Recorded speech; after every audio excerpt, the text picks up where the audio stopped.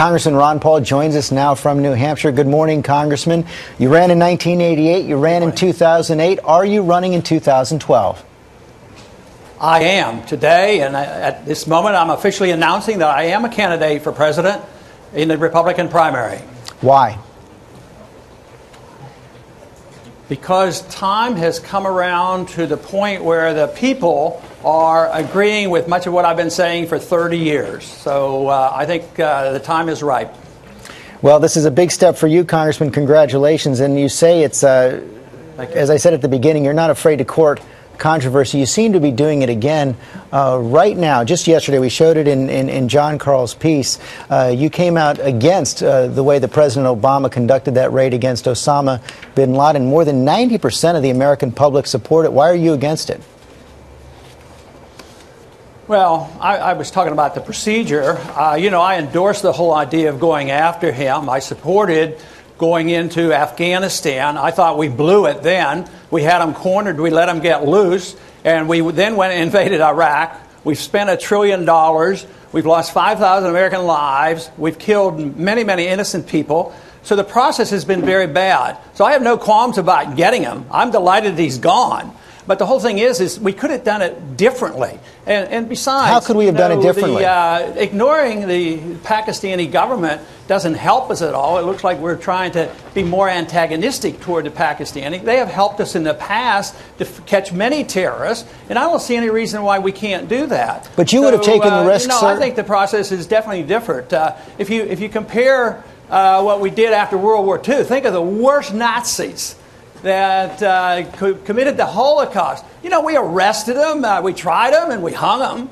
I mean, I don't know why we have to embark on a whole new system just because the people get riled up. The politicians can rile the people up. So and after the dust settles, they might say, well, you know, it could have been a better way. And the other thing is to make a decision on this whole process is a little premature. Every day we hear a different story about exactly what happened. So I was asked whether I could do it differently, and I said yes.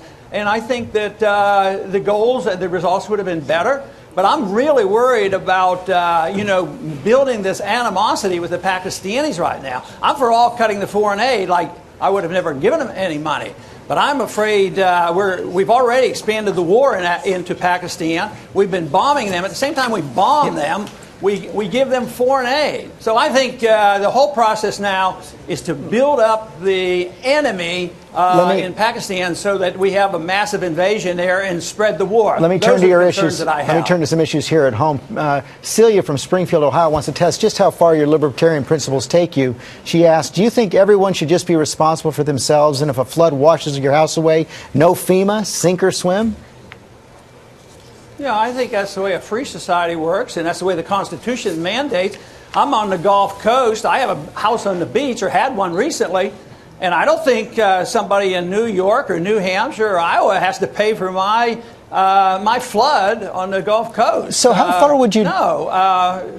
But insurance is an old-fashioned way of doing it. Buy insurance. And if the insurance won't sell it to you, it means it's too dangerous. If it's too dangerous, why dump the responsibility on the taxpayer? You know, it doesn't make economic sense. It doesn't make good moral sense. It doesn't make constitutional sense. John showed in his piece that you would also give states the right to legalize heroin if they wanted to. And you're at odds with your party, the Republicans, on so many issues, on foreign policy, on domestic policy, on social policy. Why not run as an independent, given your differences with the Republicans on so many issues? Well, I would like to qualify a little bit about the drugs, but the question is why not run as an independent? Because we don't have true democracy in this country. We lose lives going overseas, spreading our goodness and our great democracy, and we orchestrate elections. If we don't like them, we void them. We ignore them. So if we don't get the people that we support and the people the CIA supports. But running as an independent here is just about impossible unless you're a billionaire like Ross Perot. You don't get on debates. If I was an independent, George, you would not have me on this program this morning. Well, I'm not sure about I've been a Republican. You know, I've been a Republican for all these all these years, elected to Congress. My family's Republican, and I was out of the Republican Party for 1 year. There's nothing wrong with nudging the Republicans to a true constitutional Congressman, we only have a few... Stick to their guns on fiscal conservatism. We only have a few seconds left. Last time around, you bet me everything I had in my pocket that you would win the presidency. It didn't quite turn out that way. How do you define success this time around in 10 seconds? My success is I always win, because the victories are one thing, but we win elections when people said we never could win elections. So I define by doing very well. I believe right now, coming in #1 in the Republican primary is an absolute possibility, many, many times better than it was 4 years ago.